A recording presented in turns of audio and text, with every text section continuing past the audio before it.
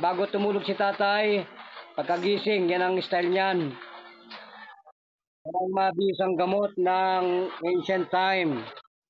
Sa mga hika, kasi pag nagkaroon ng nimbus cloud, nagkaroon ng ulap na maitim, nagambon, lahat na may sakit sa puso, lahat na may sakit sa hika, dadalawin ng hika. Wag na, ganyan na lang.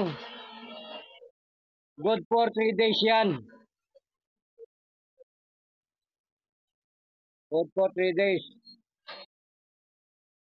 Oo. Basag ang ano yan, basag ang mukos, basag lahat ng mga ah, allergy niyan sa baga hanggang puso. Basag yan. Ha? Wag na. Para magano siya, magkaroon ng fragmentation.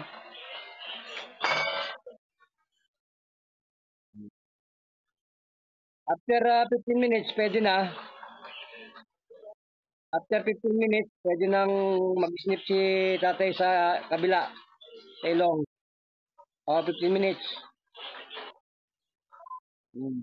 So, yan ang technique para hindi man hikain. Walang doktor na nakakaalam yan. Pag sa bundok, at wala kang ganyang technical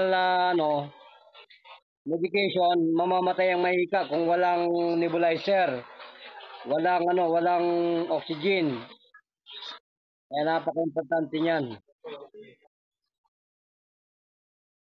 Sa ating po mga kababayan na pag kayo po ay merong asma, magtadtad po kayo ng sibuyas, kahit kalahating gayat at kaunting asin, 1/4 na tubig, no?